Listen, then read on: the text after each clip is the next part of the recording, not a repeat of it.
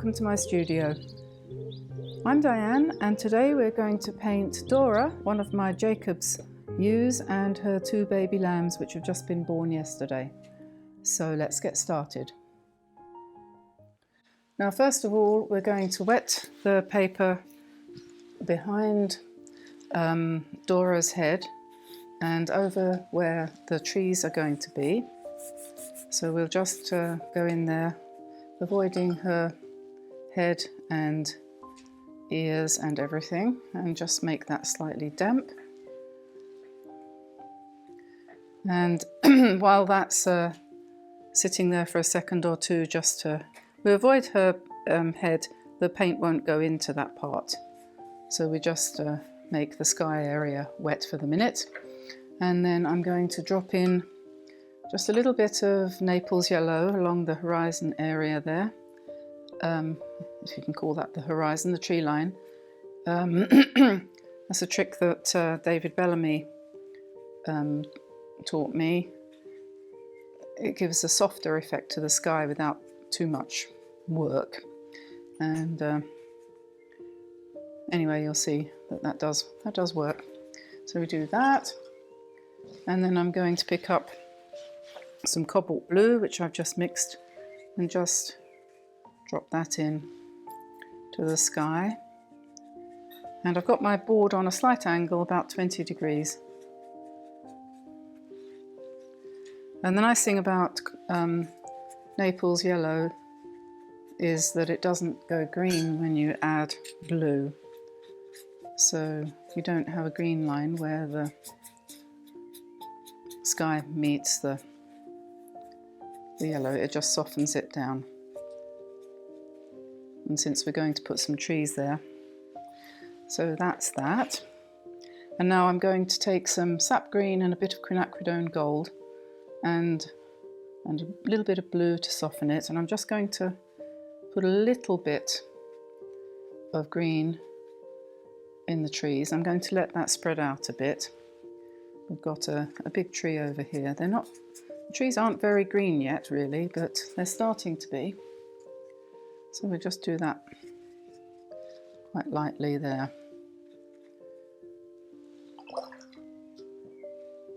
And then always remember I need some tissue paper at hand to just use toilet roll to dab my brush on.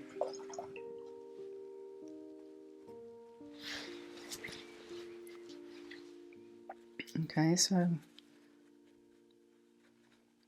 just blend that in a bit, and then we're going to put a little bit more yellow to make it a bit more of a spring green. And we'll let that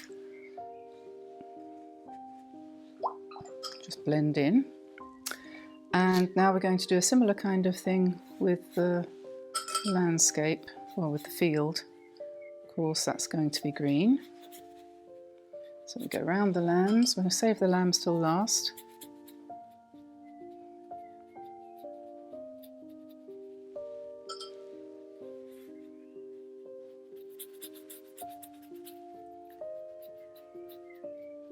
I'm just using a cheap watercolour paper here. This isn't anything special. I don't know what it is, but it's one of my nameless pads. It seems to work okay. Alright, so the grass is green on the other side of the fence, as the sheep are constantly telling us. So let's drop in a variety of greens.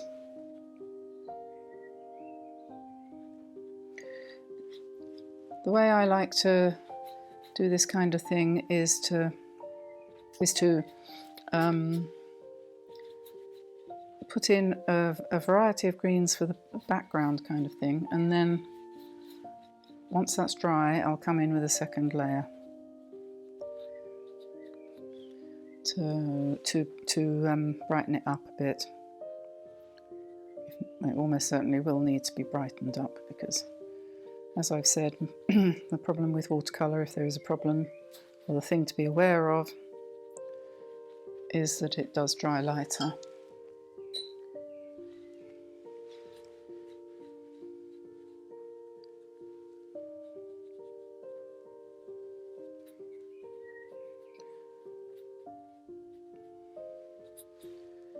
So just varying the strokes a little bit, doesn't matter, it's just a case of covering the paper, avoiding the majority of the lamb. And you'll notice that I've gone for a more of a bluish colour over this side, more of a yellowish colour over that side. So emphasising the cobalt blue side there, and on this side the quinacridone. That's just because optically it gives a better effect. Okay, now the trees are drying in the background there. Well, they're not drying, they're spreading out, so we'll just leave them to do their thing. Now the little shed is a wooden shed that we had built a few years ago, and so I'm just going to gently paint that.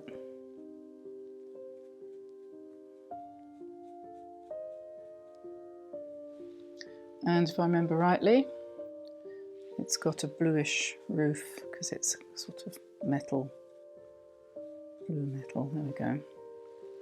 So that'll do for that. And now we probably need, at this point, to wait for it to dry.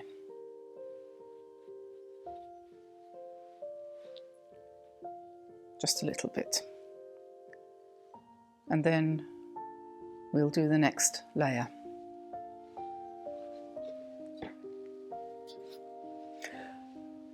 Okay, so the painting is now dry, and I'm going to start putting in some washes now of colour.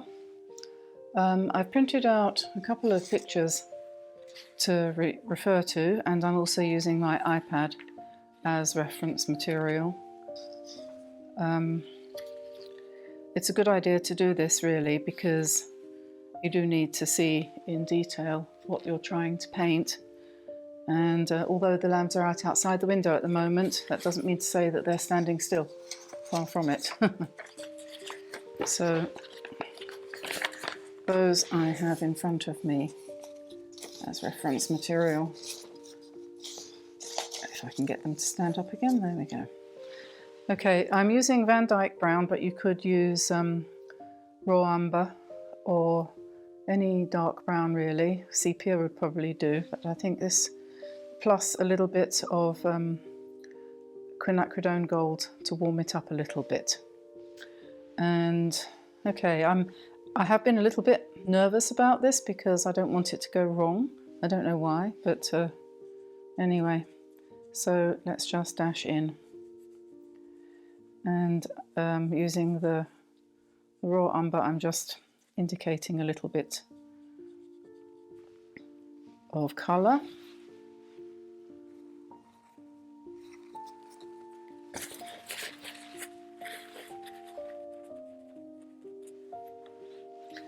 In exactly the wrong place. There we go. She has dark brown on both sides of her head and on her forehead. And the white blaze down her nose. And then she has quite a lot of brown around her mouth. And then I'm going to just drop in some shadowy dark on her underside of her ear, horn rather.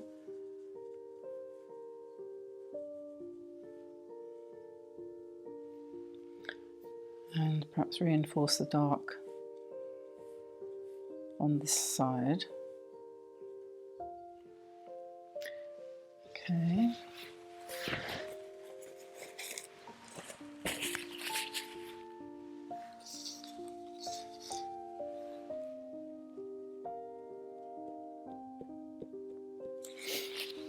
Oops.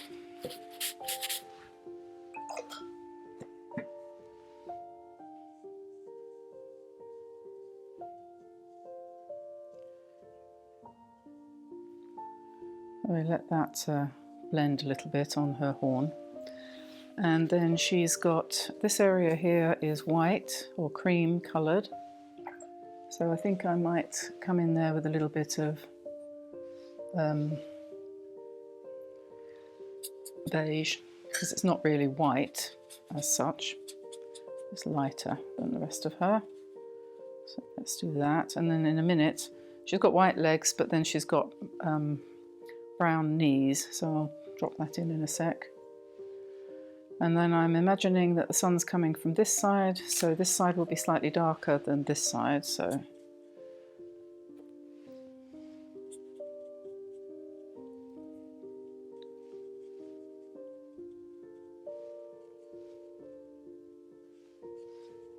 And obviously she's woolly, so she doesn't have a straight edge, does she? And her colour varies. They tend to have a sort of, I don't know, rose of colour. So, I don't know, the way the fleece grows, I suppose.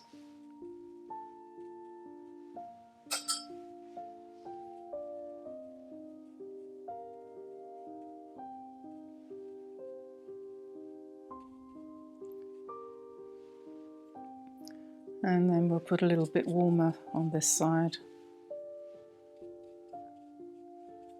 because it's the sunny side.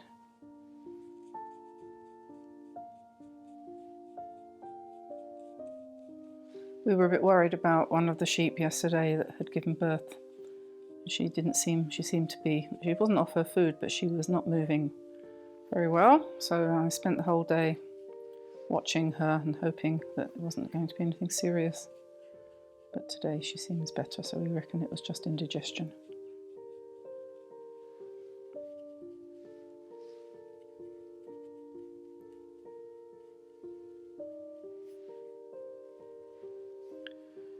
Okay, so there we are, there's her coat, first coat of her coat. And I might just drop something in there for her eye. So we'll go to a smaller brush, pick up some black. There's not enough room to do the brown. She does have brown around her eyes, but there we are.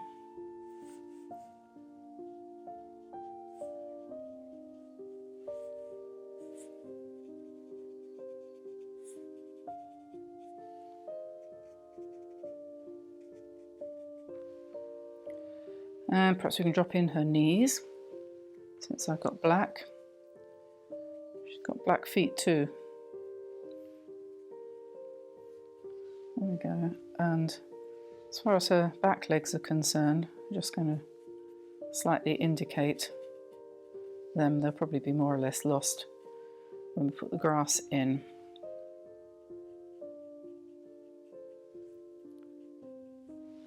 And let's draw in her nose, which is basically a wide V. And then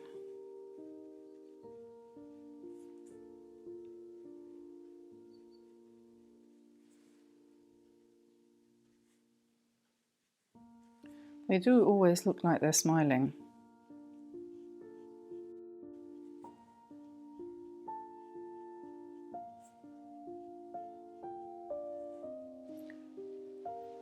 Okay, so let's finish off that ear.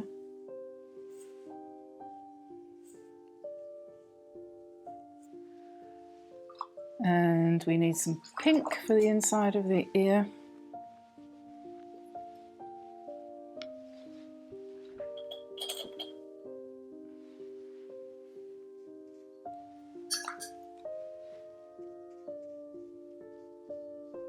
There we are.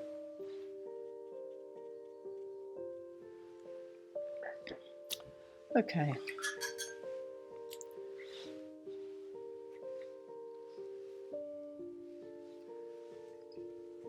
Maybe I'll just put a little bit of cobalt blue in here to indicate the texture of the lighter areas. See how that works.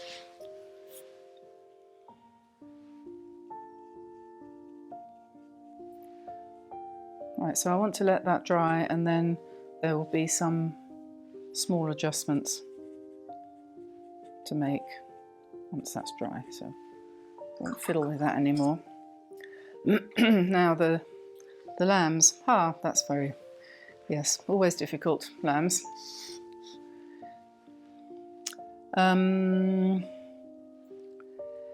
Okay, so this one has a white tail, and he has mostly black body, black ears. So let's go to sepia. Sepia and black, I think we need to mix there.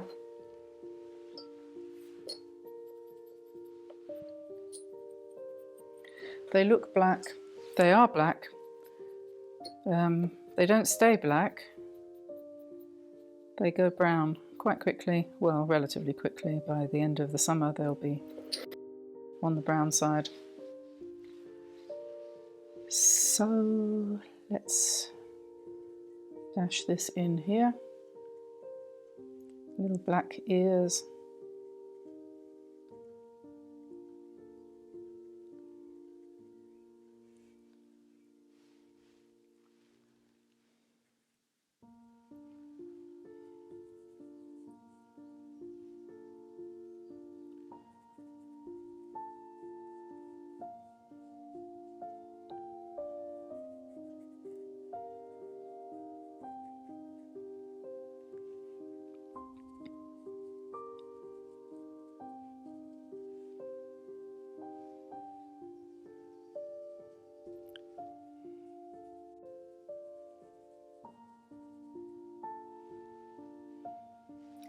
And of course his eye.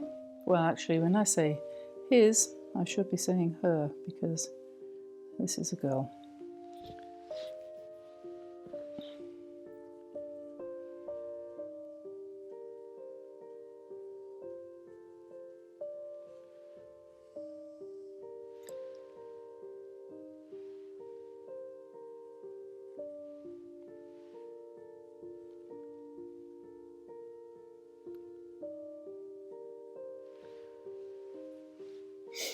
Okay, I'm going to leave that for the minute, and we will go to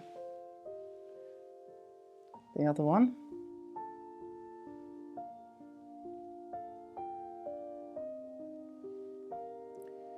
Just changing my reference material here to look at a lamb from the other way round. Took loads of photos this morning. There we go, that one will do. So this lamb has got a distinctive black patch on her face, and put it in her ears.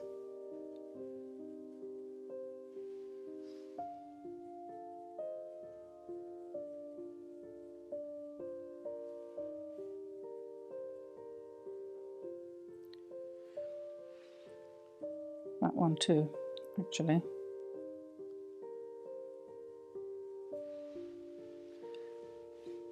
And then she's got, or he, no, she has got, they often have black knees, they're quite cute, and usually black feet.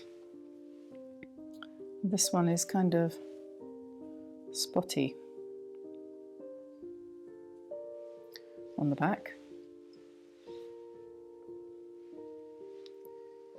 And down the shoulder here. Up here, black tail,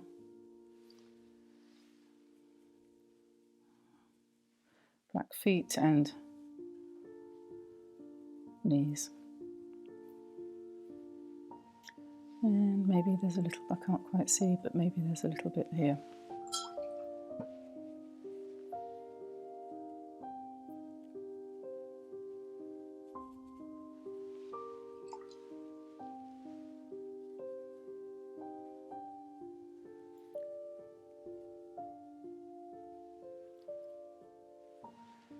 Okay,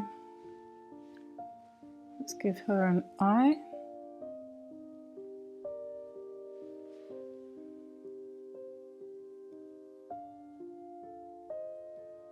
We'll have to put the white of her eye in later.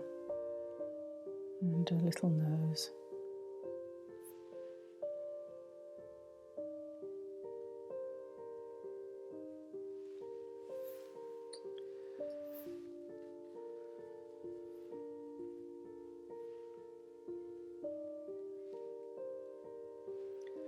Okay, so while we let them dry, we can re-wet the background and add some more colour to the trees.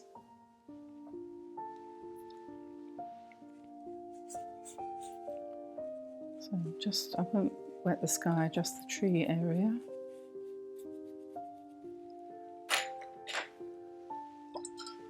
And let me see, we want green and quinacridone gold.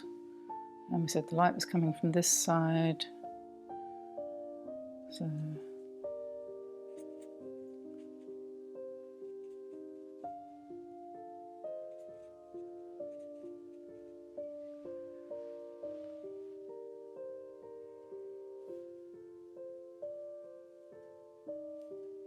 to make that brown, I've just picked up some dioxazine violet mixed with the green to make a brown.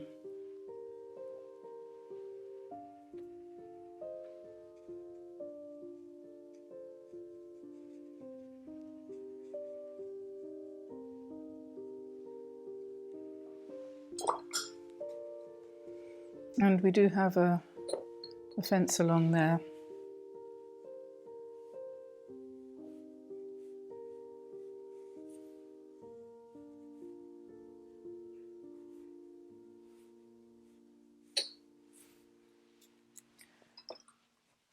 And then let's put some shadow under the trees.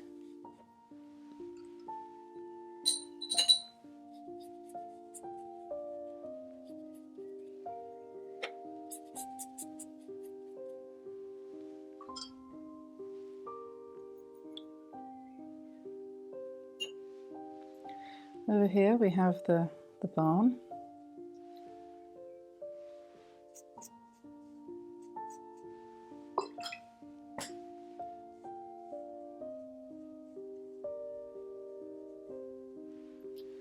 And a little bit of shadow.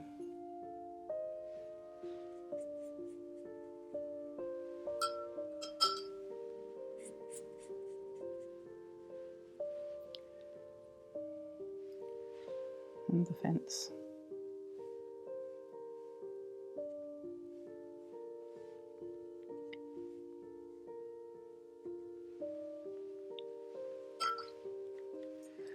And the tree behind.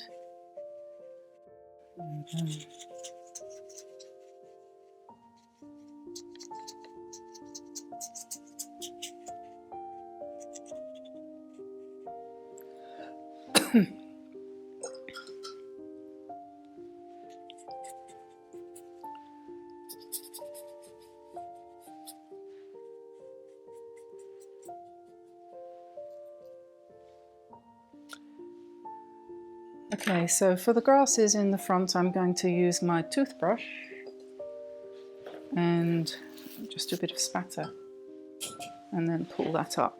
So pick up a bit of green, a bit of quinacridone gold, a bit of purple.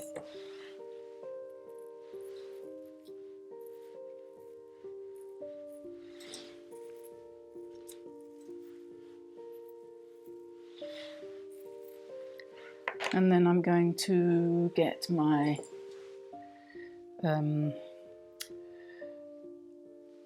script liner, pick up some green, whoops, and just drop in some grasses on top of that.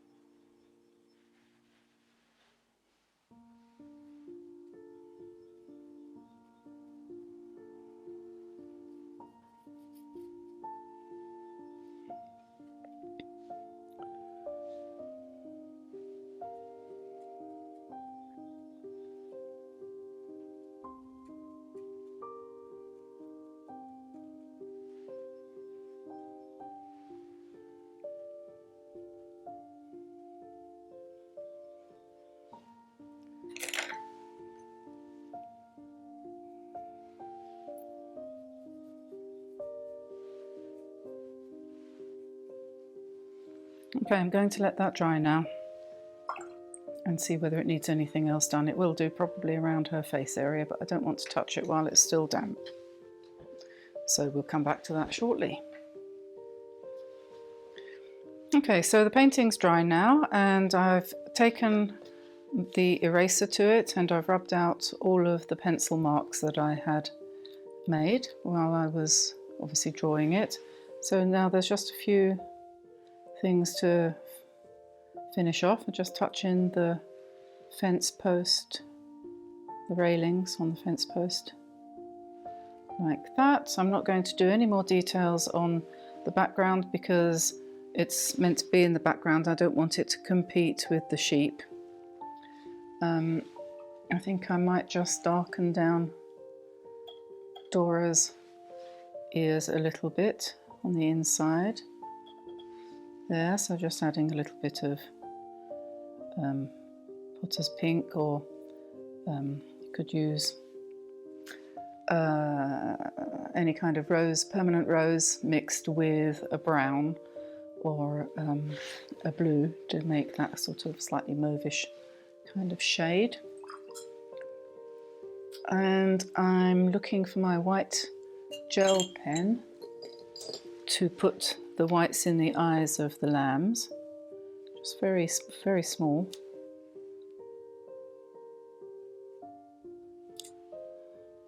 There we are. Dora's have stayed. I'm going to just put a few little highlights on her horns. Entirely optional. I'm going to just also darken down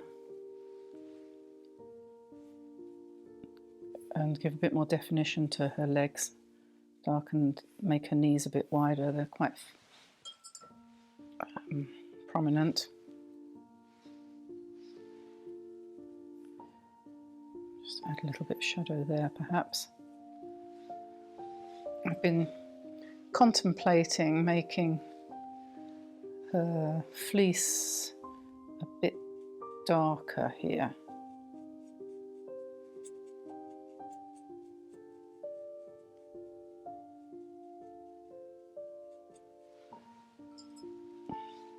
I don't want to overwork this painting.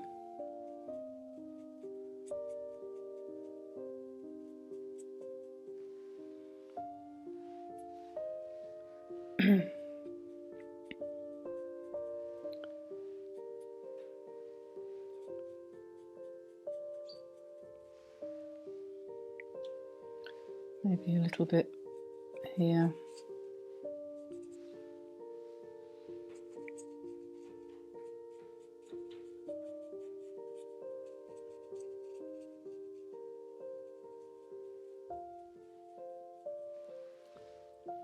And then maybe a little bit down here.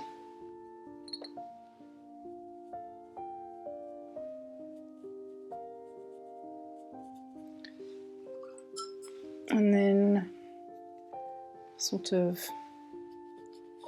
a little bit of shadow on the lighter area there.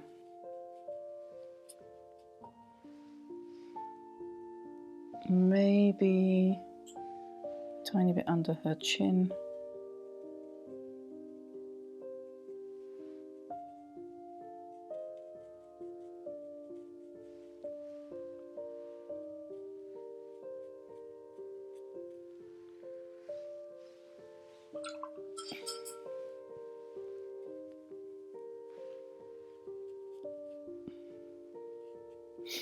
Okay, that will do. I'm not going to overwork this painting. Oh, wait a minute.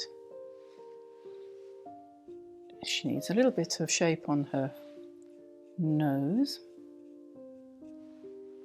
just to give her some three-dimensionality, and some of the lambs also.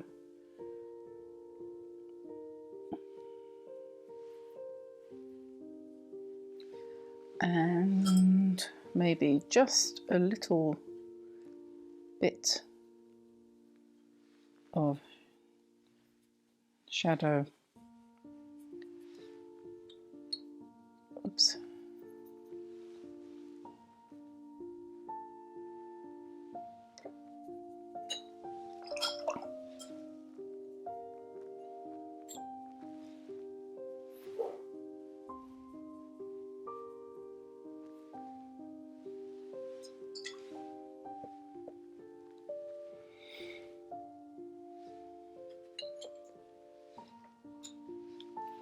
You can embellish the fleece a bit using the white pen if you want, optional. If you've lost the shape of the lambs, when they get dry and you feel that you need to, you can put in some highlights using the white as well.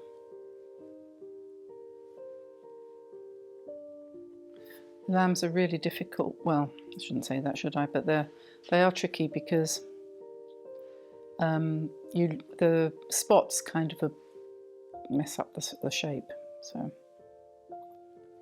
anyway, I'm not going to play anymore. I'm going to leave that, call that done, and let you have a go.